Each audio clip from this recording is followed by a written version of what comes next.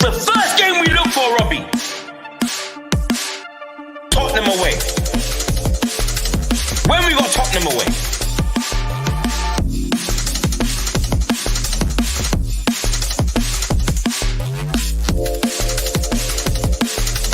Tottenham away.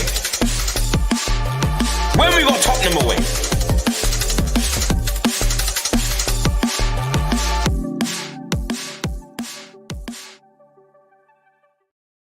Hello everyone, it's Friday, it's 5 p.m. in the UK, it's myself, it's Matt. We're back for another Friday chat, just two Spurs friends talking football, talking Tottenham. If you're tuning in from Europe, America, North America, the South Pole, the North Pole, Asia, Australasia, Africa, the Pacific Ocean, the Atlantic Ocean, Venus, Mars, Jupiter, out of space, welcome. I think we've said welcome to everyone in existence. We've covered every possible life form for sure. Life form, I like that. Yeah, Matt. Friday, the weekend's about to begin. How you been? How's your week? How's your weekend looking? Good, yeah, good week. No Tottenham fixtures, so being able to kind of enjoy the week without any kind of nervousness about a result. So yeah, really good week. Looking forward to the weekend. Hoping for a good cup final between Liverpool and Chelsea.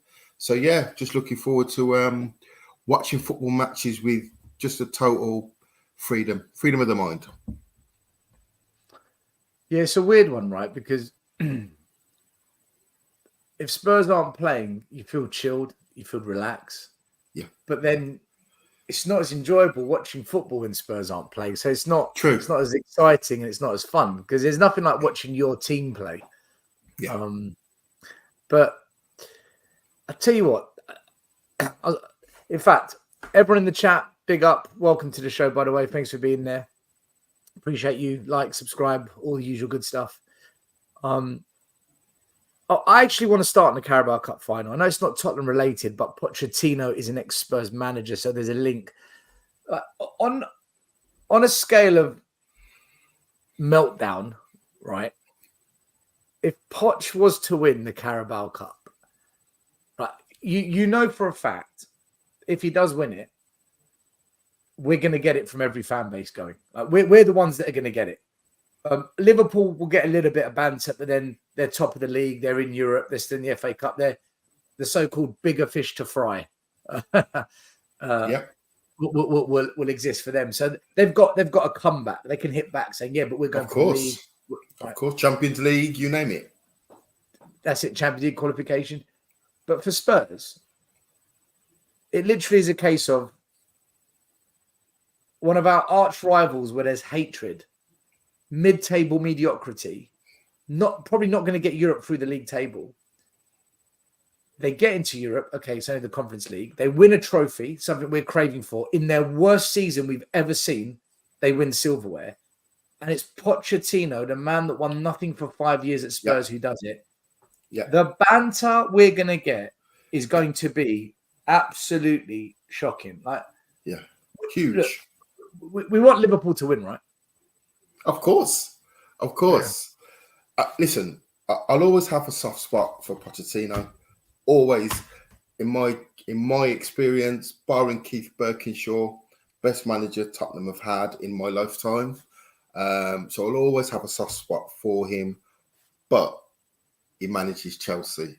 So as long as that happens, I can't celebrate a Chelsea win or a Chelsea lifted a trophy. So I hope they don't get spanked because he'll get absolutely destroyed. And typical Spurs, you could take him out of Spurs, but you can't take Spurs out of him. You can imagine the kind of the slogan. So I'm hoping he has a good performance, but they get beat. That's what I'm hoping for.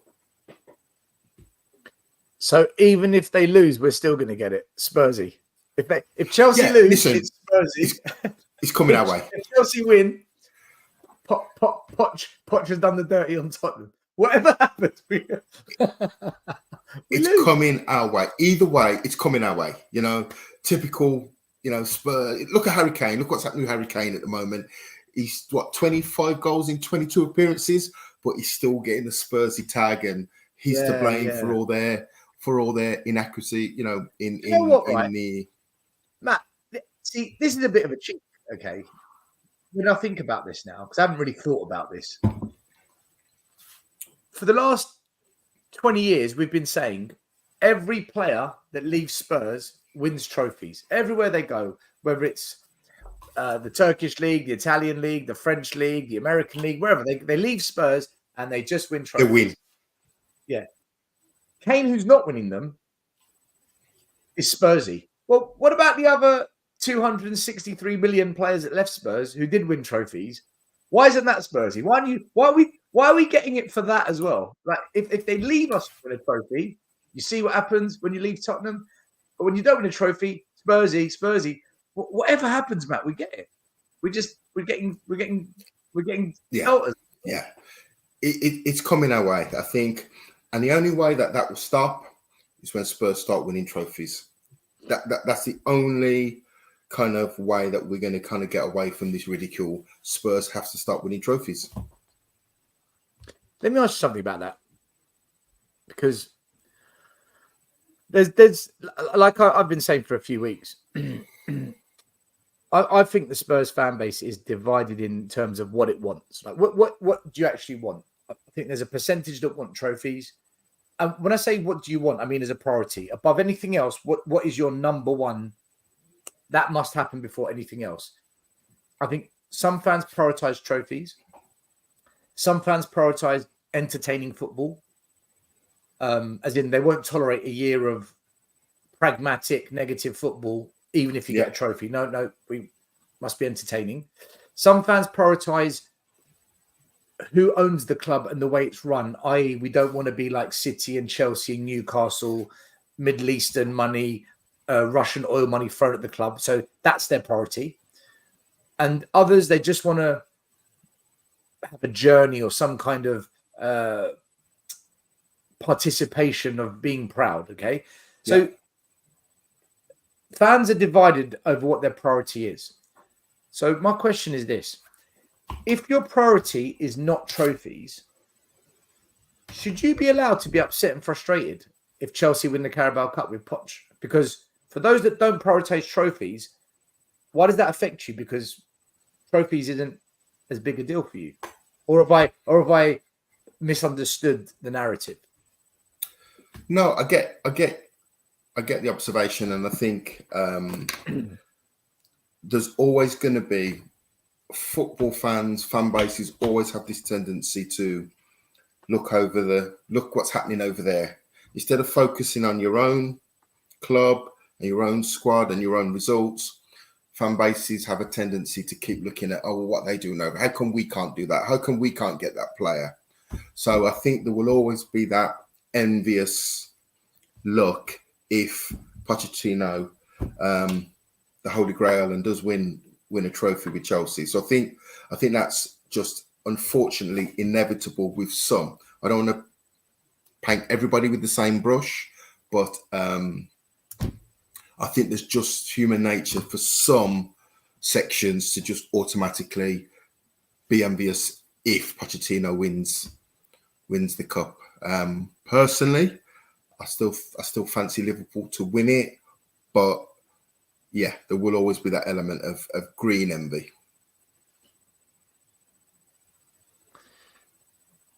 Okay, enough about the Carabao Cup and Pochettino. We've given them enough attention. Yes. So there's two ways we can go from here for the rest of the show.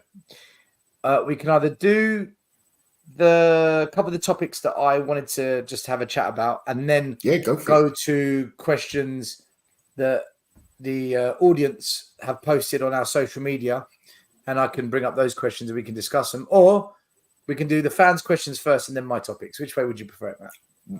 Honestly, whatever you're comfortable with. Whatever you suggest. You're the all right. We'll do the fan questions last because it gives them a bit more time to put some questions in. All right. So, first topic. The performances have been highly debated as not good. The loss to Wolves was what some of us said is inevitable off the back of the performances we've been seeing. There's various different debates, arguments, and highly contested discussion amongst the Spurs fan base and our rivals as to why this is happening. And the early signs, the early murmurs of, I'm not going to call it Ange out, but a disgruntled fan base sharing their disapproval of particular tactical decisions from Ange 6 months in. So before you tell me what you think, in fact, no, tell me what you think first about that, Matt, and then I'll bring up something to show you. So what would you make of all of it? Do you think they're right? Do you think they're wrong? Do you think the club just is set up for this to always happen? Will it change? You know, where are you at with it? Because we did have 2 people come on the show last week, by the way, that were proper. That's it. I'm Ange out. He's not going to change his ways. This isn't going to work. In Europe, we're going to get battered. Ange out. Just get rid of him now. Whereas others were saying, if you want the manager out now, you are off your rocker and you deserve everything we get as a club. So what do you make of it all? For me, I'm a big Ange fan. I think we've gone to 2 extremes. We've gone from, you'd say, Jose, Conte, Nuno, who are quite defence first. The opposition have the ball, we'll hit them on the break, cat and mouse football. To Ange, who is the complete opposite. You cannot get any more contrast of a manager. I was actually thinking about when Pochettino. Ange is another level. There's Pochettino football, which is front foot football and, you know, playing their half and, you know, win back possession. And Ange is another level. So it's literally, I've said to you before, STEL, the ideal scenario would have been don't sack Poch. But Levy sacked Pochettino. The ideal replacement would have been Ange to take that squad, which needed tweaking, but they were playing a certain way. He would have been perfect 4 or 5 years ago to take over that squad. What's actually happened is we went completely the opposite direction from Pochettino's style of football to Jose. Then we went, obviously, Nuno, and then we went Conte. So we've had 3.5, 4 years of negative training methods, recruitment being picking players to play that style of football. And we all, you included and me, crying out for a change. We were crying out for a change. Let's not forget the Newcastle 6. You know, we had some absolutely, not only results, but just, I was going to swear then, really poor performances last season. Matt, can I say, though, I was all right with Conte. I was the 0.001% of fans that were okay with Conte. I was crying out for change at the top, the boardroom. That's where I wanted change because... okay. Well, anyway, I just wanted to clarify that. Back to you. The caveat for Conte, though, is it was a match made in hell because he never, ever gave any impression that he wanted to stay at Spurs.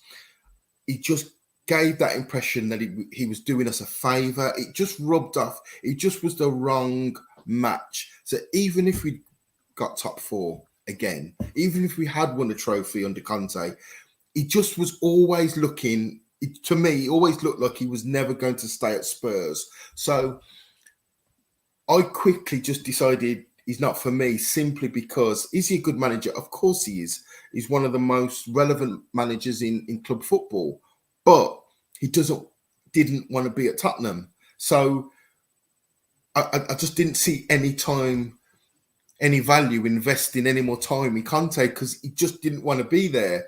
So whether he left in February, March when he set alight the press conference against Southampton, it was coming to an end. So I just didn't see any point in persisting with Conte. His contract was running out. He was getting moody, more depressed, more disruptive in press conferences. From what I understand, there was 2 or 3 players that were pretty much If he stays, I'm gone in the summer. So to get back to your question about Ange, I think he's absolutely what we needed. Absolutely. Someone that's going to do a circuit break of the playing squad, of the training methods, of the playing style, and totally change it. Change it. And that's what he's done. He's changed it. So what do you say then to the moans and the groans of fans who say things like this, okay? Big up to Huddersfield Town FC, regular on our channel. You can't deny that Ange's tactics have been found out and the high line is leaving the defence too open. Ange said he's not changing it. Okay, so that defence is going to be high. We're going to get caught out. If that continues to cost us games, points, victories, wins, what do you say to those fans then who are saying, yeah, but this is why I want him gone? It's ridiculous what he's doing. What do you say to that? I think I admire a person that has the strength of character to say, look, this is how I play. This is how I set my team up. I'm going to stick to that formula. I admire that, especially when it's attacking football, especially. Now, the argument is, are the players in form? No. Are we dominating football matches? No. Are we easy to play against? Yes. So those are the things. The pendulum is in the wrong direction at the moment. But I saw the first 10 games of the season where I like that football. I like that style. I like that pattern of play. So if we'd had none of that, and we were in February and results were going south and he was still sticking to that, I could see more point to that argument. But he's almost given us, he's scratched and given us a hint of what it could look like. We've seen it. Most Spurs fans have seen. You could argue some of the opposition wasn't of the highest caliber, but I remember the Arsenal game. I thought we were absolutely fantastic in that game. That's great when you play against a team that's going to try and attack. But when a team sits back and says, you can have the ball, we'll just wait for those 2 or 3 moments where we can counter you and then we'll punish you. Yeah. What then? Because they're the teams that are causing us the problems. Because Brentford did that to us. I believe Sheffield United did that to us. And Wolves have done it to us. And we got away with 2, but we didn't get away with this one. Okay. So that is part of the formula that he's working on. So is Ange's football working at the moment? No.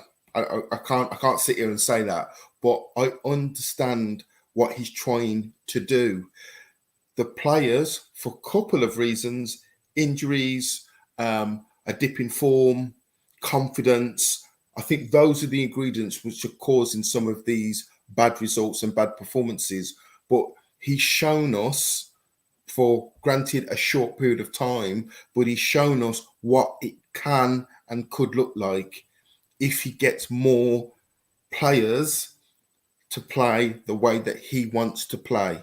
So for me, I would just say, look, continue in that vein. We're going to come second in some football matches, but we're third in the form guide or something ridiculous like that, if I understand. In the last 10 games, if you were to add up all the points won, Spurs are third.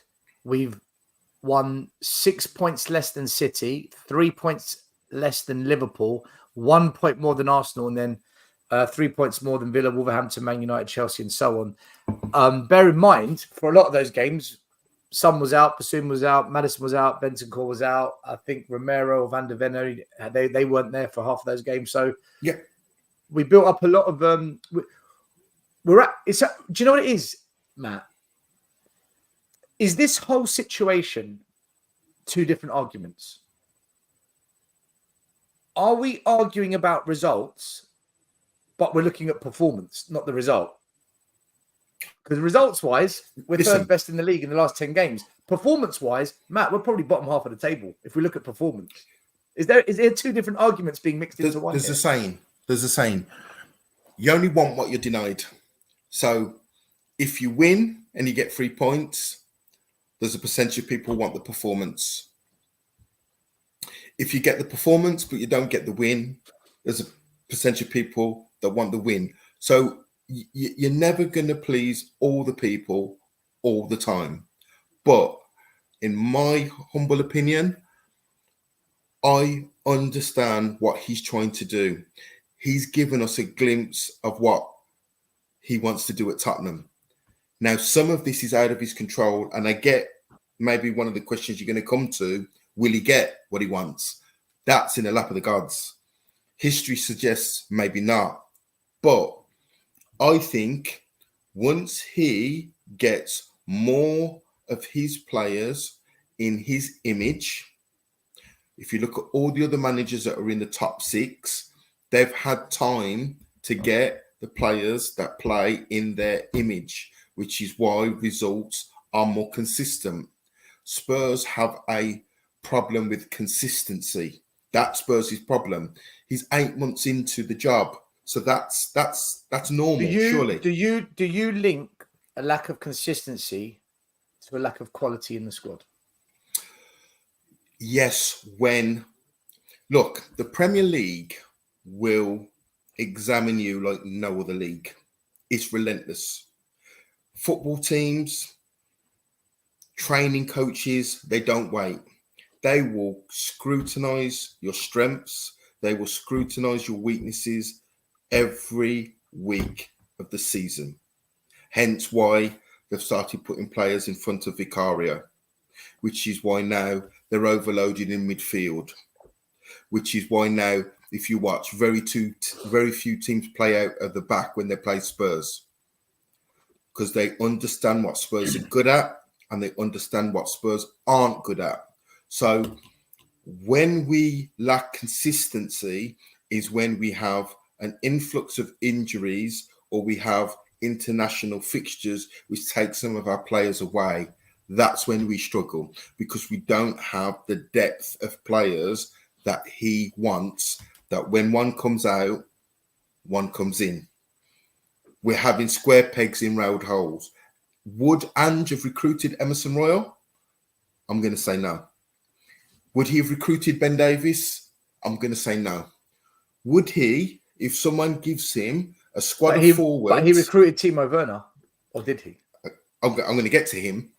Would he have recruited Richarlison? Someone says there's 50 to 60 million to spend. Here's the list of strikers that we can go after. Richarlison wouldn't have been on that list, in my opinion, but he's got him. So he's going to have to make the best of what he's got at the moment. Yes, Timo Werner is a player that I don't quite understand the signing, if I'm brutally honest. But I think it's a quick decision. At the Asian Cup, Solomon's out, Valise gets injured. He has to make a decision quickly. He hasn't got time. He has to make a decision quickly. He wants to come. We can get him. The deal can be done in 2 days, yes or no. I get it. I get why he did it. What I don't think he wanted to do is have another Nusa fiasco where it's going on for weeks and weeks and weeks. They fail a medical. Somebody else comes in with a higher bid. With the 28th of January, everyone's panicking. We haven't got a player. So I think he thought, right, I can get him on a plane in 24 hours. He's played in the Premier League. We've got three matches in January. How many matches did we have in January? 3? 5 matches in January. We had two FA Cup games. Okay, so he probably gambled and thought, I can pinch him in for 5 games. The thing is, Matt, at the start of the season when we're doing so well, fans were saying, you see what a good manager can do, how he can get a tune out of players that weren't as good last year. Look what he's done with Basuma. Look at Son. He's now back to the old Son. Look at Pedro Porro. He was never this good under Conte. And look at Pape Sarr. We should have started him more last season. Yeah. The wheels come off. Yeah. What happened to our fans who were praising Ange for what he's done to the players that Conte couldn't do well with. Now what I'm hearing, and this is why, for me, I just find our fan base the weirdest fan base in England. The same fans who were saying, well done, Ange, amazing, look what you're doing with Basuma. Now I'm hearing, oh, maybe this is why Conte didn't want to play Basuma last year. Maybe Conte saw something that Ange didn't see. It's such an extreme flip-flop swing of opinion. Yeah. You just never know where the mindset is in our club. Like, what are we is it a lack of impatience, Matt? Are we just lacking any form of patience because we've been so patient for 24 years and we've been given nothing in return for it that the patience is gone. It's just worn out. Let me tell you a very quick story. So I live in Birmingham and obviously I've got Villa fans and whatever else. Big up the Birmingham Spurs massive. Big up the Birmingham Spurs massive. Let me tell you a story. When Aston Villa lost those 2 football matches against Man United and Chelsea in the Cup, even though they've had a fantastic 3/4 of the season, there were Villa fans on social media, on all the forums saying, get Emery out. Oh my God. Honestly, there was it's not just us. I'm not going to say to the level of Tottenham, but there was a percentage of Aston Villa fans that wanted Emery out. What's he doing? I've now got to start questioning Emery. Why is he playing Bailey instead of Diaby? You know, It's human nature, unfortunately. Mm-hmm. Matt, right, so I've had a week to think about this. Think about the Wolves game and the performances. I've not been happy with the performances for a while. I think there's things that we could do differently. I also understand why Ange doesn't want to do it differently. But the one thing I will not be able to understand, and I struggle in these debates, arguments, whatever they're called nowadays, is fans who defend players who, for me, are not good enough, right? So, and I'll tell you why this is an issue for me. I don't rate Timo Werner at all. He's not the answer for Spurs. I'm surprised you said that, Stel. I've never heard you say that before. Breaking news. You heard it here first. I've said many a time, Brennan Johnson, he's a waste of money, in my opinion. Clubs make mistakes. Man United spent mega money on Anthony and Mason Mount. Arsenal spent mega money on Pepe and Kai Havertz. Clubs make mistakes. We've done it before. And Ndombele. Well, Who's the player that Man City? Who's the player Man City paid 58 million for from Wolves? I don't think he's played 40 minutes of football yet. Well, 50 million for Calvin Phillips from Leeds United, right? So every club makes mistakes. The issue is at Spurs, we're the only club not allowed to make mistakes. So for me, those two do not suit the tempo, the style, the technical ability of what our wide players are required to do in this system. I also think that keeping certain players at the club, Emerson Royale, Ben Davies, Højbjerg, Skips, they don't suit where we're going to go. It doesn't work. So as soon as they step in because of an injury, a suspension, you see the drop off. And I've spoken about this, but we praise it. We say, oh, but look, they've stepped up. We lost most of the games they played, right? We haven't stepped up with them. So for me, I repeat this time and time again. We don't have the quality to really compete with Arsenal, Man City and Liverpool. We don't. Not in my opinion. And when I mean compete, I don't mean in a one-off game. I mean over the course of a season, trophies, league titles, actual title charges. And I want to bring up something, Matt, because this is how I think you improve the performances. And this is how I think we need to go forward, right? Someone in the comments, actually, they touched on it. When we were talking about our poor performances, SVAROGBG says, then you go more players in the attack. I don't think you go more players in the attack. You need a better quality of player for the attack. Because if you're going to be an attacking team and you're going to expose the defense because of the high line, make the attack count. Because here's the thing. If you go 2-0 up, 3-0 up, you've mentally broken the other team. Are they going to hit you with productive attacks? Are they going to be as successful in the counter attacks?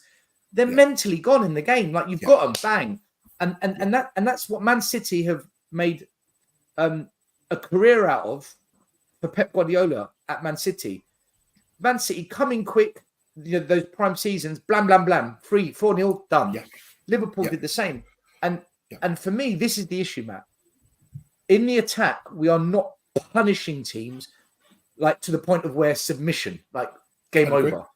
I'd agree. And this is where it's at, Matt. This is where it's at. Liverpool's front five: Nunes, Diaz, Jota, Salah, Gakpo. £275 million spent. They're top of the league. They're in the Carabao Cup final. They're going places this season. Spurs front five: Richie, Johnson, Son, Solomon, Werner. Less than half the price, half the money spent. We're dangling in fifth, crashed out of all the cups, and we're not even playing European football. Matt, is this not the problem at Spurs right now in 100%. terms of the performances? 100%. But look, and by the way, sorry, big up to World of Hotspur for putting that online so we could grab that data off you. Cheers for that tweet, mate. So the Ange's given he doesn't set the place on fire like Conte or Jose. He's a bit more diplomatic, but if you listen to what he says, we've got so much more up in our attack. There's so much more to come from the forward areas. So he's already alluding to the fact that the attacking areas, the attacking positions, we need more. Now, he could word it another way and say, I'm doing the best I can with the attacking resources that I've got.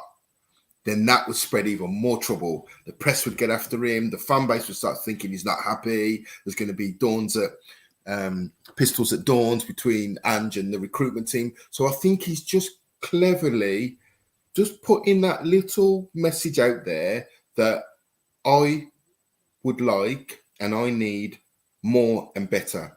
So in another 2 transfer windows, if we're in the same level of attacking personnel, then we've got a problem. But I will give Ange, Levy, recruitment team, whoever, I will give them the benefit of the doubt to think, I'm hoping in the summer he fixes some of those key areas, because it's glaringly obvious. You cannot lose Harry Kane, who was, 30, 35 goals and assists every season, and bring in Ben Johnson. It doesn't stack up. So surely there is a pot of money to go and get that marksman. Surely. Well, we're going to find out. I've got to say, comments like this, I don't know if it's trolling, banter, or you think you're actually being serious, but either way, we did not spend £270 million in the first season. That's a lie. We also lost the best striker right now in world football for £100 million. We lost Harry Kane, who is irreplaceable. The week of the season starting. A week before the season started. So you forget that bit. And remind me, Arteta spent how much to get 8th twice? But that's okay. That's okay. Because now, 4 years later, £700 million later, things look a bit better. But you want to call us out. It's just... Look, it's sour grapes at the end of the day to call us out when you're spending that kind of money, triple that money, and you've won nothing since you've done the rebuild. We are some way away from the team that I want us to be. So there's clues. But we're what about now? The fan base generally is what about now? Everybody's about what about now? What can we do now? So I think he's having to make the best of a mid. I don't say mid-table team because we're not a mid-table team. But what I'm saying is the attacking options, we're a mid-table team. Matt, do you know what it is? That start to the season has in some ways affected us because we got off to such a flyer, expectations went through the roof. Yeah. And also had we had a stop, start, right now we'd be saying, do you know what? We're in the top 6 race. That's kind of where we thought. But because the opportunity for top 4's opened up, we're now, no, raise the levels. We can do it. And I agree with that, by the way. I agree that the expectations should be raised. No problem with that. But my Be mindful. But see, my issue is, this is ridiculous what's happening at Spurs. That start to the season made me think, if we can stay fit and healthy, we can get top 4. I was never one of these, we're going to win the league, nor were you. There's a few idiots that, of course, we all get tarnished with that stupid we're going to win the league comment. But then the injuries came in and we're like, oh no. And we saw what kind of drop-off there was, and it was insane. We went from 1st to 7th, if anyone can go back and look, from 1st to 7th. Of course.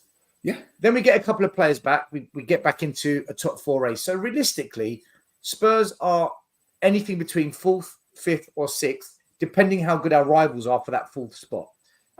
Yeah. But you go into January and you're thinking, go and get 2 or 3 really, really good players and we can get 4th. And I actually said we might even be dark horses for the league if we get 3 top players. What we did was we signed Dragusin, who we needed, but he doesn't get a look in when we've got injuries to other players. And that's causing an argument amongst the Spurs fan base. We signed a young kid who we're not going to see until next season. So that's 2 players that don't impact the first team. Yep. And then we signed someone on the cheap who, for the last 4 years, has been bang average, and he's been bang average at Spurs. Timo Werner. So I look at that January window, the window where only Spurs could buy because we're the FFP champions. We've played a blinder financially. Not only for me is that January window a missed opportunity, it's actually a farce what they've done. What we've done in January is actually a farce with regards to this season having an impact. I think we've completely messed up January, Matt. I would have liked to have done more business. And when I say business, I mean business for long term. I am 90% certain that Timo Werner will not be at Spurs for next season. I think this is just absolutely a loan deal, suits all parties to get us through what could have been quite a tricky, had the FA Cup had continued, could have been quite a tricky fixture congestion. So I just don't see any mileage in Timo Werner coming through as a permanent player for Tottenham, regardless of the 15 million fee. My only question back, though, Stal, is what players and what positions could we have got in January? That's my only question. And I'm open to anybody in the chat to give me some realistic. I get your point, Stal. I'm with you. I'm 100% with you. This is a sliding doors moment. Why don't we strike while the iron's hot? Get 3 or 4 of the players in that are going to strengthen the team this season and for the season beyond. Well, look, what I'll say is, Matt, what I'll say first of all is Spurs were in a complete mess. 8th and the best player leaving the club. So that takes us... and no manager. No manager. No manager. No manager, no direction, a fan base wanting everything to be reset, rebooted, get the board out. When you finish 8th and you lose your best player, you go from 8th to what, 14th, 15th? If you take Harry Kane out? Ange came in and got us into a top 4 race. So the turnaround from this manager is very good from where we were and the situation we're in. Nobody predicted that stuff. Nobody. Let's say Ange spent £200 million. That £200 million takes us from 8th without our best player into a top 4 race. That's what that money's done. To compete for the league title, we need to spend 600, maybe £700 million over 3 years, which is kind of what Liverpool did. I think Liverpool did it for about 550 million. Let's factor in inflation now. Arsenal have done it for £700 million. They've still won nothing. Man City, we know how much they spend. And United have spent, I think, £600 million over the last 3-4 years. Where have they gone in the league? So the first thing I'd say is, just because we spent £200 million, that doesn't make us trophy winners or title contenders, in my view, when you look at where we started from, the amount of work that needs to be done. So that's the first thing. Massive. In terms of, that's me just being realistic. And I want the board out, but I'm being realistic with our situation. In terms of January, Matt, I don't know who was available. I don't know who was free for us to buy, because I don't get to speak to the agents and the chairman of other clubs. So I know, oh, your player's free. He's free. What I will say is this.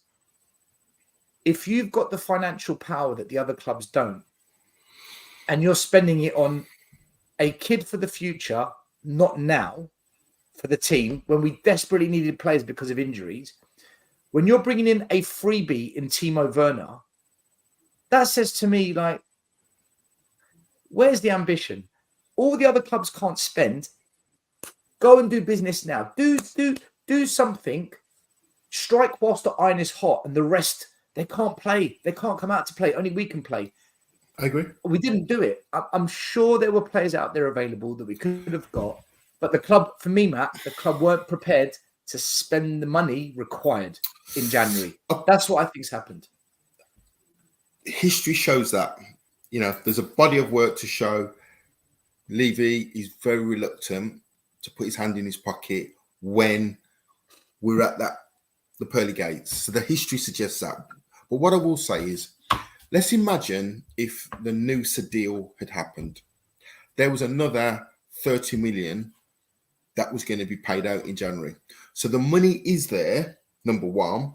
And two, the bid was kind of there, whichever way you want to look at it. Did we get whiff that he had some complications with his injury? Did we slow down the negotiations? Did Brentford realise that and they jump in? I don't know. But I'm slightly optimistic still for a couple of reasons. And I've said this before on your show. Yeah. We have now put in a recruitment team. Yeah. We've put in full-time, not part-time, not consultancy. We've got a full-time recruitment team that are there. From what Ange just said, in October, November, they were already planning for the summer. So I am quietly optimistic that we will be a major player in transfers in the summer, ins and outs. Well, Matt, I'm going to be devil's advocate here. I'm going to give the flip side to it. When Paratici was here, you could say signings improved, the restructure of the academy, breaking the wage structure so we can pay younger players a higher wage to attract better youngsters. We'll see if they turn out. Yeah, we'll see if they turn out to be good for us or not, because none of them have played for us, all these young kids we've bought. But at the same time, in the summer, Johan Lange wasn't here. Scott Munn wasn't here. Paratici was the one cooking. Since Johan Lange has joined, we've signed Dragusin, who apparently isn't ready. This young kid, who maybe we'll see him, maybe we won't, and Timo Werner. I'm not convinced by Johan Lange.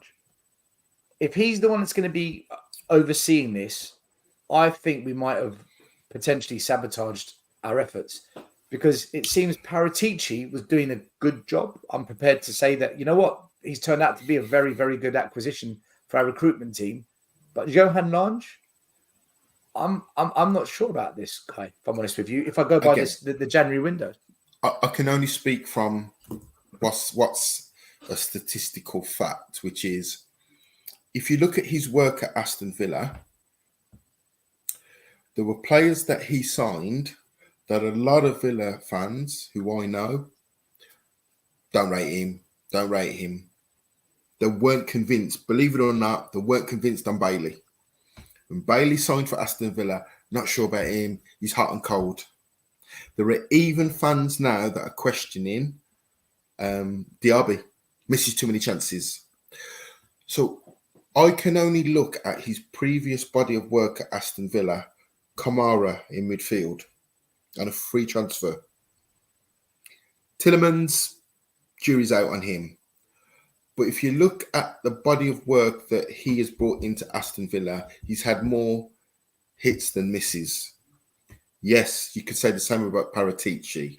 but we've now got a recruitment team still that are full time looking at transfers in and out. The other thing that gives me some optimism is these financial sheets are coming out far too frequently for Leafy to hide them. So every couple of weeks it comes out that we've done this, we're doing this, we're earning this, we're generating that. He can't hide that information anymore. He can't hide the fact that we haven't got Champions League, so that's why he can't hide that, because everybody is producing financial statements to show Tottenham are in the top 3 for revenue in world football, match day. So that's why I'm optimistic. I'm optimistic now that 1 + 1 should equal 2. We're making unprecedented revenue. We've got a full-time recruitment team. I would like to think, will it fix all the problems? Will the summer transfer window fix all the problems? Probably not. But I think we'll be 5 or 6 players stronger than we are now. And I'll take that for now. Where that takes us to, I'm not sure. But I think we will be better come September than we are in February. Well, we're going to find out this summer about the transfers. I do need to quickly comment on this. Just goes to show what an idiot Frankfurt Goon is being. Standard behaviour. What's he say? You put £270 million spend, and then your next comment has gone down to 200 million. You've literally wiped off £70 million off your initial comment. Like, what land do you live in? And then you say £200 million to compete for top 4. Yeah. We lost £100 million striker. How much do you think it's going to cost just to replace that? And we were eighth with him. Yeah. Do you know what? They give Arteta such an easy pass, and that guy's failing them. I mean, imagine going to Porto, the 7th best league in Europe, against a team that are 3rd in the league and not even registering 1 shot on target. £700 million. So you can't register a shot on target against Porto. And you want to come for us? How dare you? How dare you come on my channel and speak this tripe? You fraud. Frankfurt Gooner, you fraud, man. I'm calling you that. What would be interesting, I think I know the answer, but I'm going to ask it. If Ange had 2 full seasons at Tottenham and finished 8th in both, I wonder what the outcome would be. Oh, listen, if we finished 8th 2 years in a row, Levy will sack him. He won't tolerate that. He doesn't tolerate. Listen, there's only so many years he's going to go without Champions League money or European money. There's no way. European football money. Matt, we discussed how we're not confident with certain attacking players. I want to bring up this comment today from James Maddison. Very interesting. Very interesting.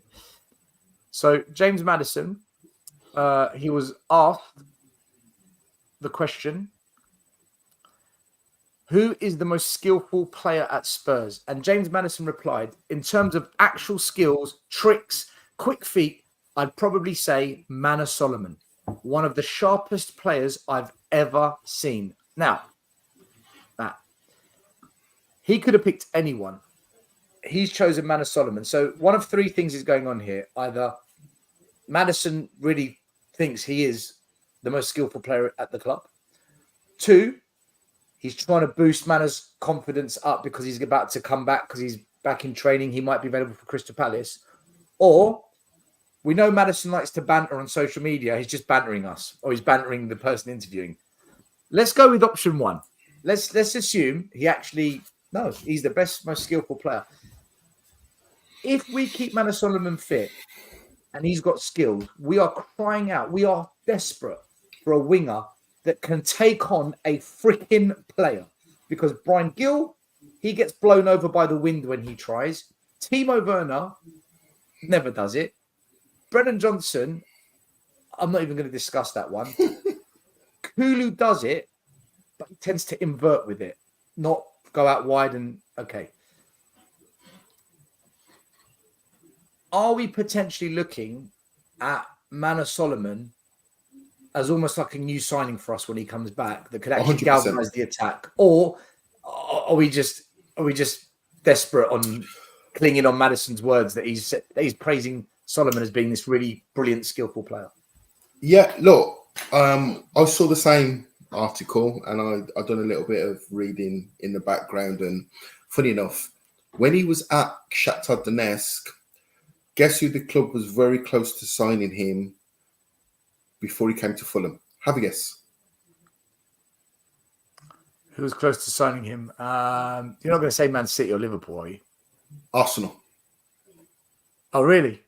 Arsenal were very close. I'll send you the link when we finished. Arsenal were very close to signing Solomon when he was at Shakhtar Donetsk two years ago, before he came to Fulham. So, they do this, like, you know, player profile, and said he's great in a 1v1 duel. The only question mark is the physicality. They wasn't sure whether he could compete in the Premier League, but they said quick, incisive, very good in the final third. Tricks, lots of flicks, not explosive quick, but they said with his low sense of gravity, he gets away from you and he's away. So, yeah, all the stuff I read about him suggested he's a player. We just haven't seen him. But I'm considering how low the bar is for our attacking wide players. Why not? To be fair to Manor Solomon, we haven't really seen him play. I mean, I saw him come on against. He played against Burnley, and I think, did he get an assist and a goal, or he was? I know he had an influence in some of the goals against Burnley. He played against Burnley. He played against. I think he played against Sheffield United as well. Arsenal, he didn't have a good game. He played against Arsenal. He didn't have a good game. No, he didn't have a good game. He did have a good game. He come on against Arsenal. He didn't start. He came on against Arsenal. Yeah. But games started. I think he started against Sheffield United, Burnley. That's it. 2 assists against Burnley. I remember he did. I remember Burnley. He played well against Burnley, and I'm going to say Brentford. I think he played against Brentford as well early on. The thing is, Burnley, we can't really judge because they're just rubbish. Everyone's beating them. But he looked sharp. I think, barring the Arsenal cameo, he looked quite sharp in the brief minutes that he played, which is what we haven't had since. And it's just a double whammy. I don't think people quite attach the loss of Perisic as well. We lost 2 players in that position in like 10 days. They both took long-term injuries. It would have been intriguing to see how we would have performed with them 2 playing most of the season. Yeah, I agree with Spurs fans too. We are crying out for Solomon. Do you know what, Conrad? I'm not going to go as far as to say we're crying out for him, but we're crying out for something different at least. And he is different. Yeah, we are definitely crying out for some kind of change. He's actually what we don't have. He's a dribbler. He's very good on a 1v1, and whereas we get it at the moment, it goes wide, it comes back inside, it goes wide, it comes back inside. He makes the fullback think about something else, because he's happy to take you on the outside. And what that does, that opens up space. And he's actually got strength as well. He's got low center of gravity. He's got good strength on the ball. Whereas that's exactly what Brian Hill... Do you know what? Yeah, it's exactly what Brian Hill doesn't have. Well, we'll see what happens with that one. Maybe he comes on against Crystal Palace. Maybe he comes on at a later date. Guys, we're going to go to some questions from you guys. People that have put questions online on our socials and whatnot. The first question I want to go to is we'll go to the YouTube ones first. So on YouTube, we've got a question from George Dando, who says, are our players going to be exhausted with 3 games a week due to the style that we play? They look exhausted with only 1 game a week. Even after 70 minutes of some games, they look dead on their feet. What do you reckon about the fatigue situation? I get the question. There is a train of thought to think that if we can only manage playing this low level of fixtures, what it's going to be like with midweek games. But I'm going to err on the side of the other train of thought, which is there's nothing like matches. There's nothing like match fitness. You can train all week. It's a different requirement when you're playing in stop-start. You change speed. There's a stat. I think it's something like every 9 seconds you change speed when you're in a football match, depending on slow, medium, fast. Every 9 seconds. So it's a different requirement of your physical body. So I actually think the matches will actually make us more fit because we'll be playing in more football matches. On top of that, hopefully we'll have more players to choose from. Because let's be honest, Dyer, Sanchez, Gill, there were players that were just dead bodies. They just were there, but they weren't even playing. So I'm hoping when we get another transfer window, we'll have 5 or 6 more players to use. So actually, I'm going to say I hope it makes us fitter. I think it just comes down to squad depth. If you've got good enough players to come off the bench, fatigue's not an issue. The best teams always make substitutions and make changes and to go and win a game. So we just don't have those players on the bench at the moment. We've got some, but nowhere near enough. And that's for me the biggest issue. We're using a limited group of players and demanding so much from them that it's just not feasible the way we play. So you could argue as well, Stel, that some of them, sorry to jump in there, you could argue that some of them are almost playing within themselves because they realise there's not a lot to replace them. So that period where we had Maddison out, Basuma suspended, Afghan, or whatever, you could probably argue that some of them were probably running at 75% capacity, thinking, if I go full 100 here, I might break down myself. So they'll come. You could argue some of them might psychologically be playing within themselves a little bit, just to protect themselves. Yeah, that does happen. If you know you've got a massive game coming up as well, and you want to be in that game, you're not going to overcommit in a game that maybe isn't as intensive or as difficult because you want to play that big game. Like if I know the North London derby's coming up, I want to play in that game, right? 100%. So for sure, players will be a little bit reserved in certain games. Next question. It's a number of questions in one. But anyway, this comes from NA-WHL. I guess that means White Hart Lane. Ange summarised his objectives at Spurs in his press conference on the 25th of January before the FA Cup game against Manchester City. This is what Ange said. We, as in managers and players, come and go. Even the great ones at some point finish, but the supporters are always there. True. We've had to sit through year after year of not winning a trophy, watching other clubs win trophies, so you know what it means. Also true. But I've said before, that can't chart my course of what I want to build here. I want to build a team that brings success and challenges for trophies every year. Because while one trophy will satisfy the thirst, which I understand, if the following year we struggle and fall back to mediocrity, then it will quickly be forgotten, and that's not what this club is about. Which is what Man United did. They won the Carabao Cup last year, and look what's happened, they dropped off. So that's kind of where he does make sense to me. Then he says, the questions. First of all, does the panel agree with Ange? Second question, is Ange's philosophy in line with Levy's? Third question, is there merit in such a philosophy? So, Matt, does the panel agree with Ange? I agree. 100%. 100%. I agree. What I don't agree with, though, is where he says that's not what this club is about. That's exactly what this club is about under Levy. Historically, that's not what this club is about, but that's what we've become accustomed to.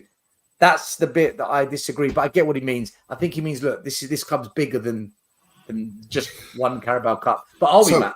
Are we bigger than just one Carabao Cup? So, to use an analogy, it's about your foundations. You have to make sure the foundations are solid.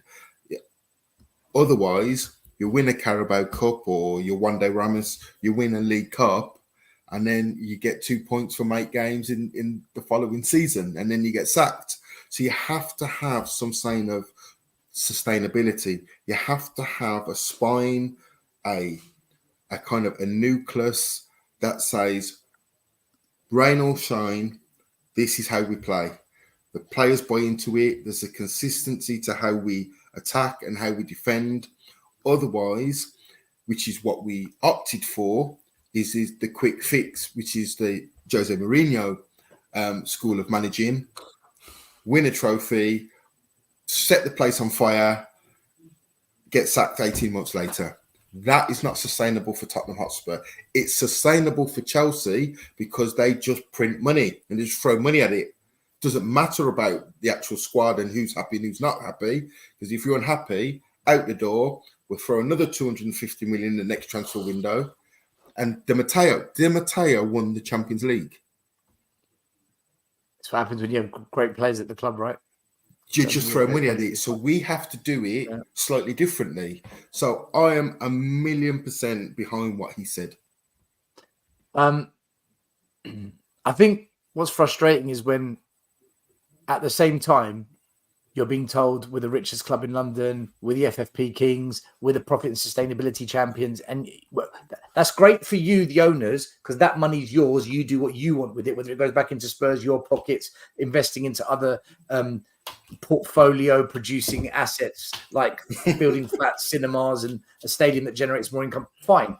But us as fans, I couldn't give a shit. I want to see my team win trophies. That's where it gets a little bit.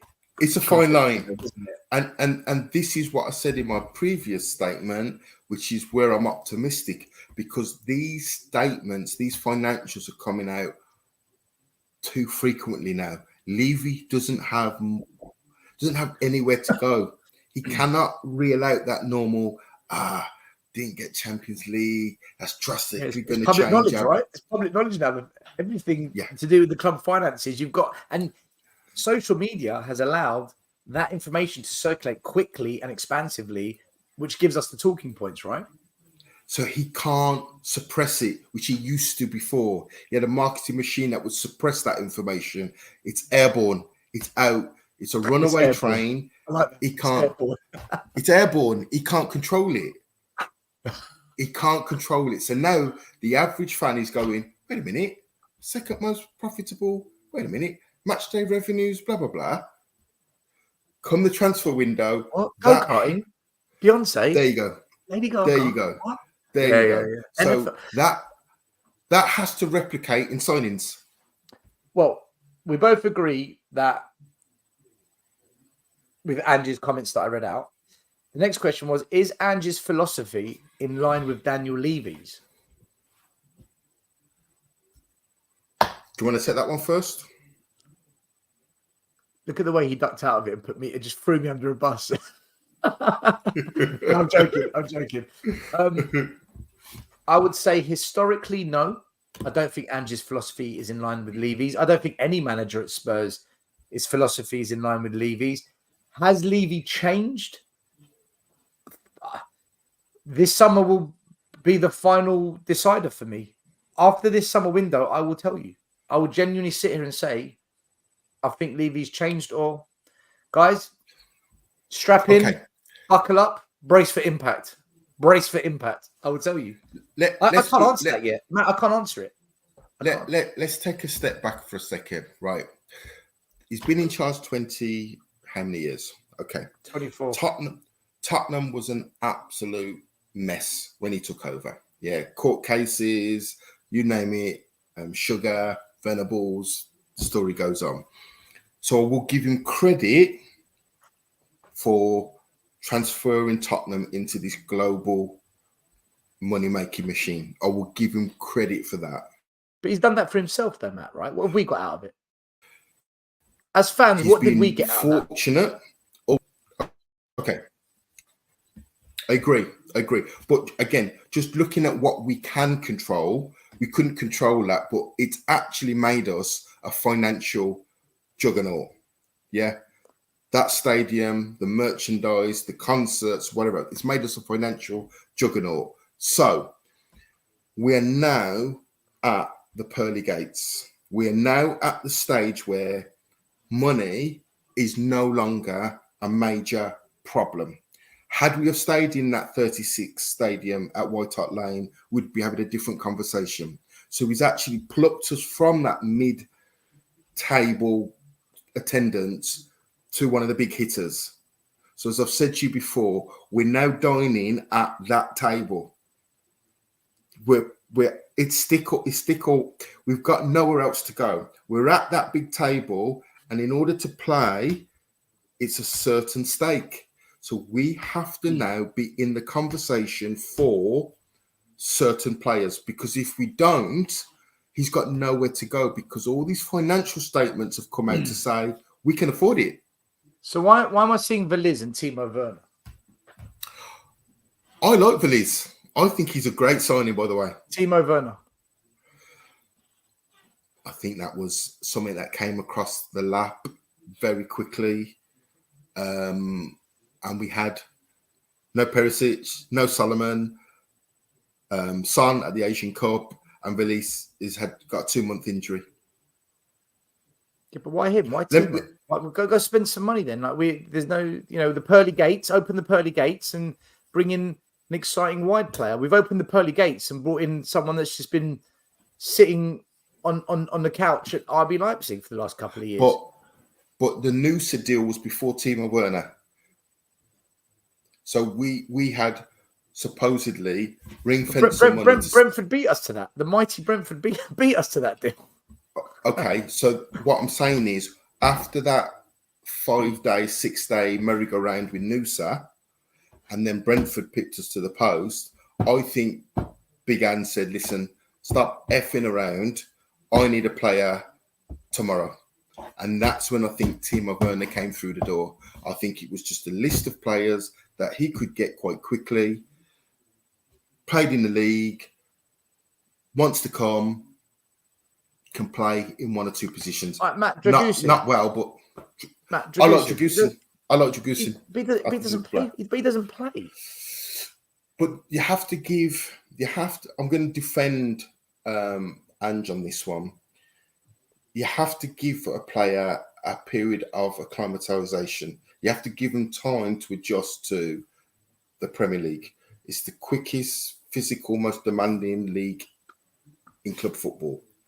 I think it would have been a very difficult baptism to put him straight in. I think that would have been, and with our fan base, though, he'd give away a penalty or he'd done something rash early on, they'd have piled on him like a ton of bricks. But surely we as fans would be a lot more understanding over Chicken Royale or Ben Davies starting, surely. Can Dragusin play inverted fullback? Can't we go to a back three? But then who are you going to play as the inverted fullback? That means Royal or Davis is still going to play, aren't they? Yeah, but so if you're playing one is better than two. But you're still going to have the same problem. So okay, Porro's out. Tell me what your team is. You're going with Van der Ven, Romero, Dragusin as your three. Who's your two wing backs? Well, you wouldn't play with two wing backs. You'd play with a midfield four, wouldn't you? Okay, so who's your midfield four? Saar, Basuma, Bentancur, Madison. Yeah, but when they've got the ball, who's running back that way? Well, who was running back for the Pedro Neto goal? Very, very poorly, Emerson Royale.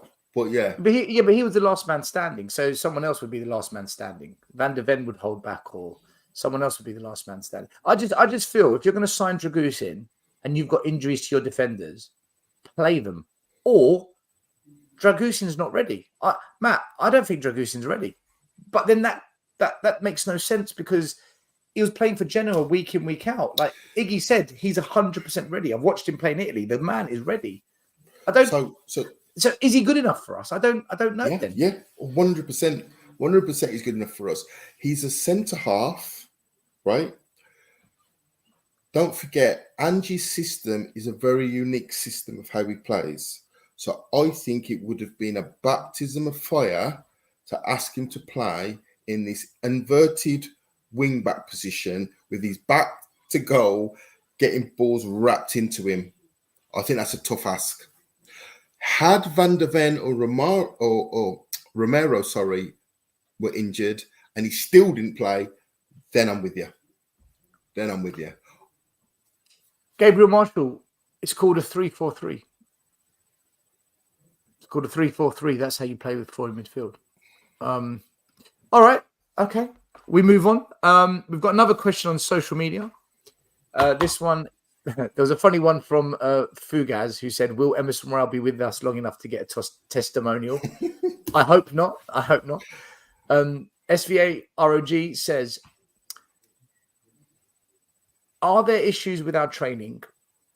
Does Ange need better staff instead of Ryan Mason or Miles Jedinak? Do you know what we do on a training day? I've got an issue with Ryan Mason being at the club, full stop, personally, Matt. I mean, you can tell me where you want to go with this one. He's not a winner. He's never won anything. He's never played at a level high enough or consistently enough to justify him being at a club that wants to win a league title or trophies. When he's taken over as manager, we've collapsed twice. Twice we collapsed under Ryan Mason. And he's in charge of our set pieces for attack or defense, whichever one it is. And I don't see any benefit from the work he's done there. For me, I get he's one of our own. I get he's a nice guy. I get he's pleasant around the club. We need winners and we need people that are at the top of their game for coaching to help our manager, in my opinion. Miles Jedinak, he's okay, right? He's okay. He's better than Ryan Mason, but he's okay.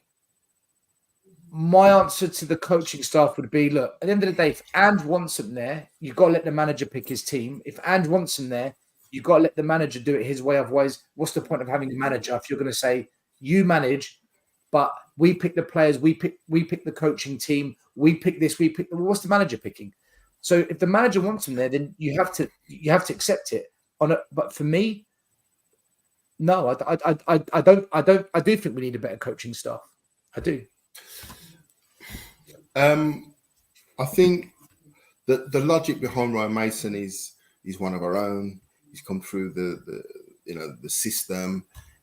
I think set pieces is questionable. He was not a centre half, or he wasn't a dominant header of the ball. So for him to be in charge of set pieces is strange. And I think this goes back to STEL. This is a change. We've done a circuit break of a squad, of a way of playing, of a way of attacking, of a way of defending.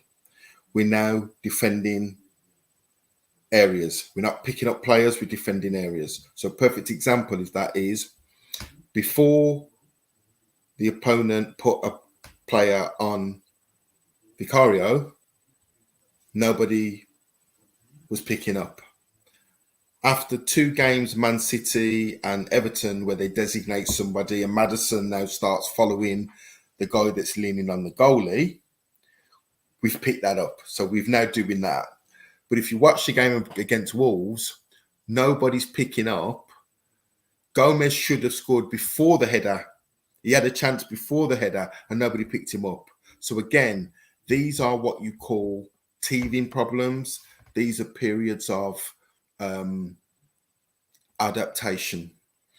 You're bringing in a completely different coaching team and they're learning on the job. So unfortunately, we're conceding goals at this period, but we will be better for this.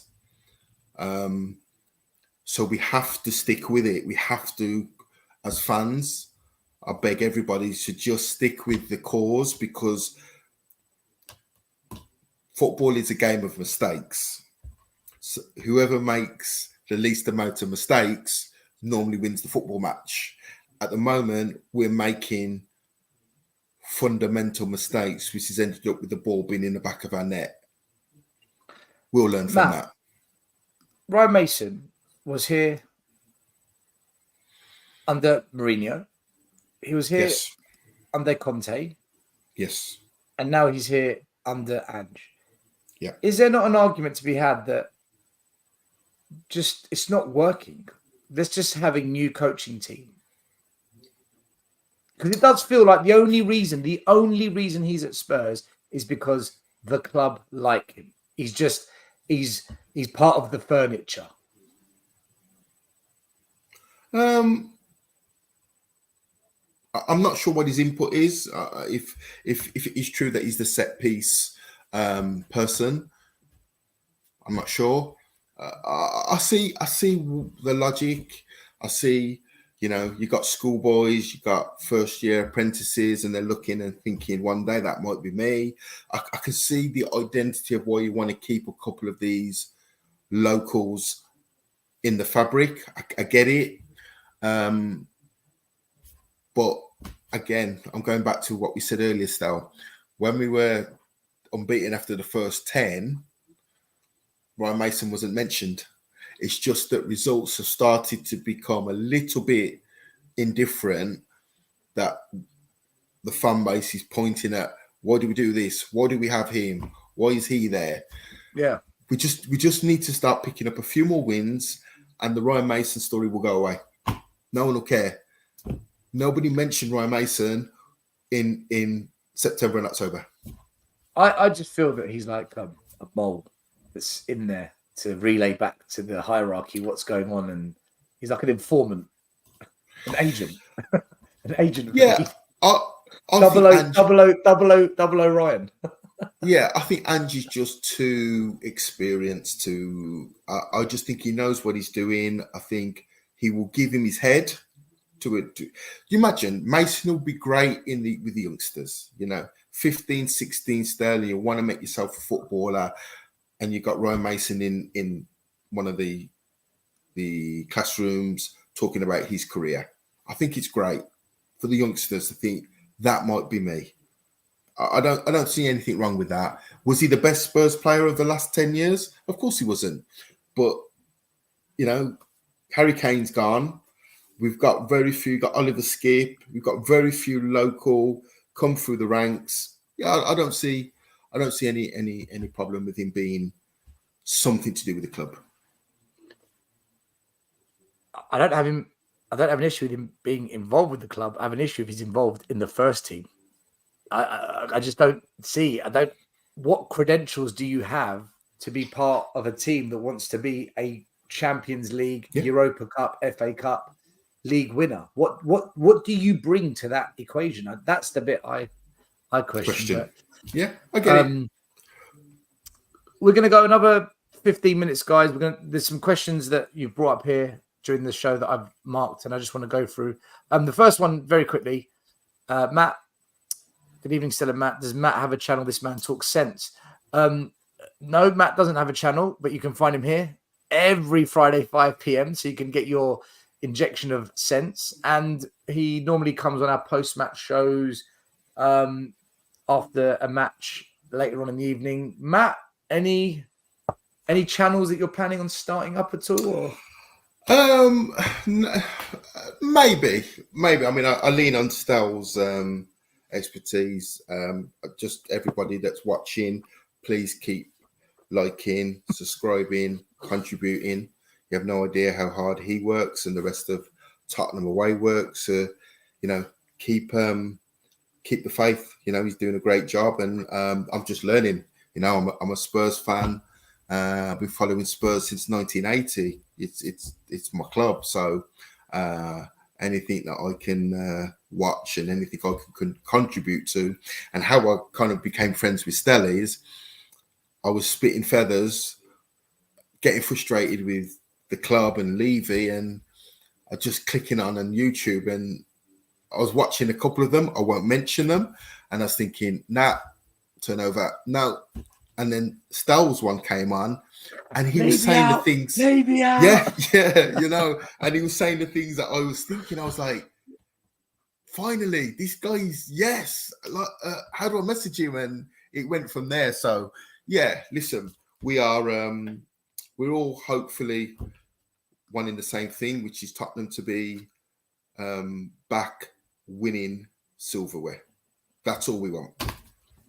We pray. Huddersfield Town, can I ask a question now? Yeah, of course you can ask a question now. Put it in and we'll answer it. No problem. Edward Talks, do you think we'll get top 4? Ooh, well, do you know what? Let's bring up the league table.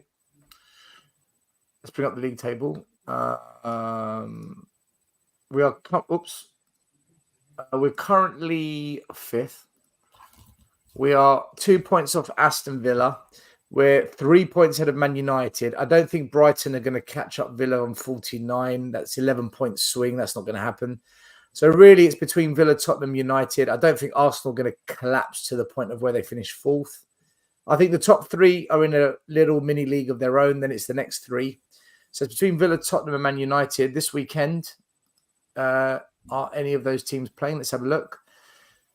Villa have got Nottingham Forest at Villa Park. You kind of think Villa will win that. And Man United have got Fulham at home. Can be a tricky game, but you kind of fancy Man United with the form they're in. Although they're not playing well. Hoyland's injured though, isn't he? Okay, that's interesting because he's out for 3 weeks. He's out for 3 weeks. So he'll miss the Fulham game. He'll Man miss City game. Oh wow, what a game to miss! And Everton, which is never easy. Yeah. Well, that's not even 3 weeks. That's 2 weeks, and then what's the game after that he might miss? Sheffield United. Okay, yeah, right. That might have some kind of impact. But Matt, it's between Villa, Tottenham, and Man United. We're not in good form. Have teams found us out? We'll find out. Have we got a response to it? We'll find out. We do have a pretty horrendous run of games in April where we're playing Liverpool away, Man City at home, Arsenal at home, Villa away, Newcastle away. We've got West Ham away and Chelsea away. Quite frankly, it's we're at DEFCON 1. It's DEFCON 1, Matt. Launch the nukes. Wipe them out. But realistically, it is between us, Villa, and United. Go anyway, right? This could go anyway. Yeah. Look, I think once we people start trying to predict future matches, you get unstuck. So for me, I just want us to get players fitter, get our confidence up, and then I think we're a match for most teams. Whether that's enough to win the football match, who knows? But I saw enough at the start of the season to suggest there is a way that we can hurt the opposition. We just need to get back to playing that style of football.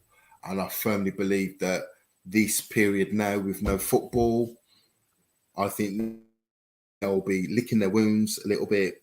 And I think a better run of performances is around the corner.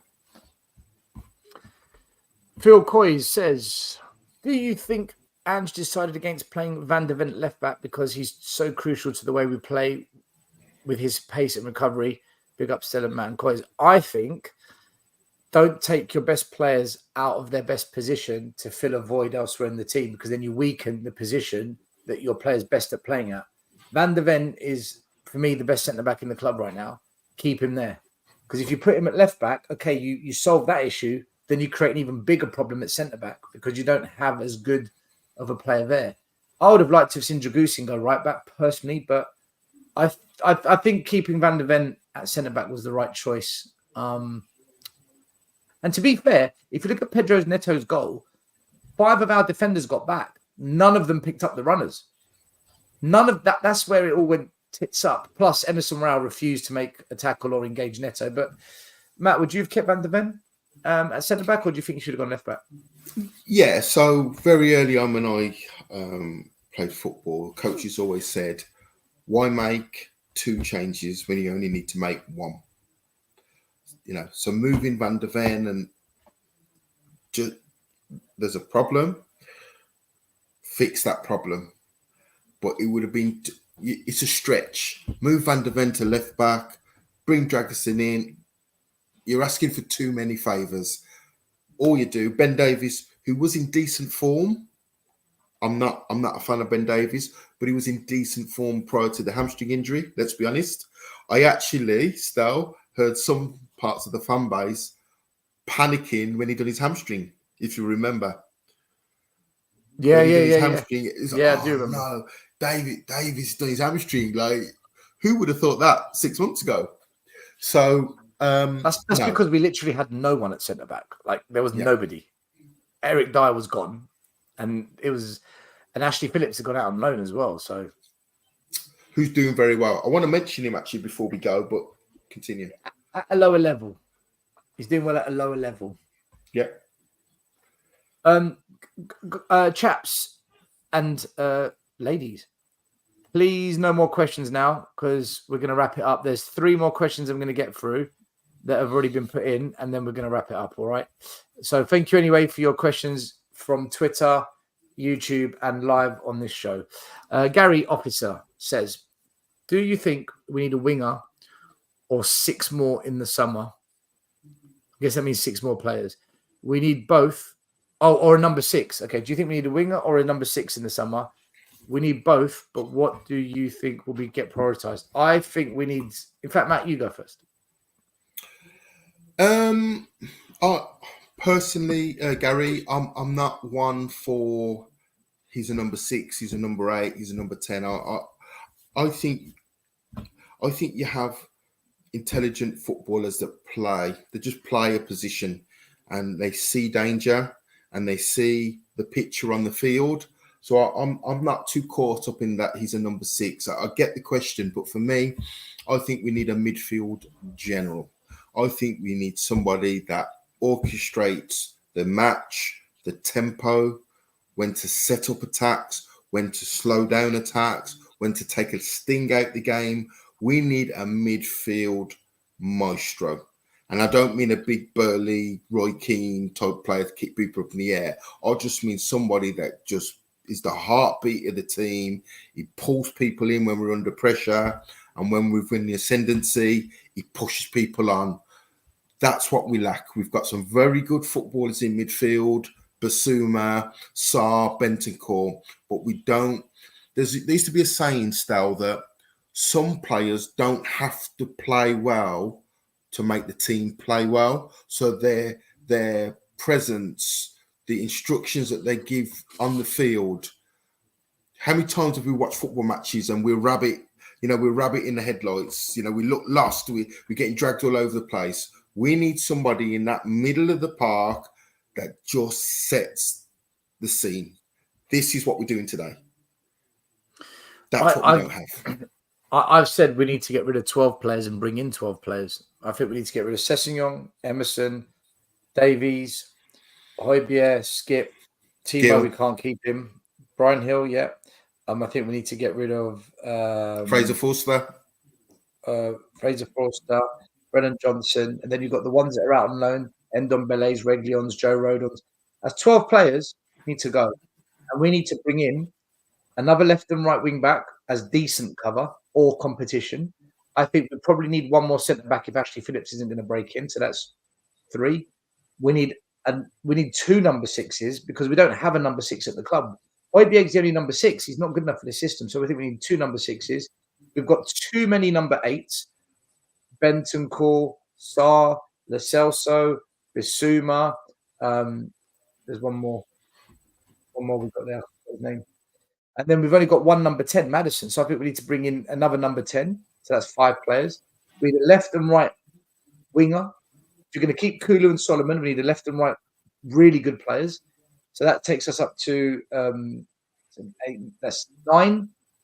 We need a striker. We need an out-and-out striker. It's up to 10. Right, that's 10. And then add a couple of these young players we've signed. There's your 12. That's what I think we need to do.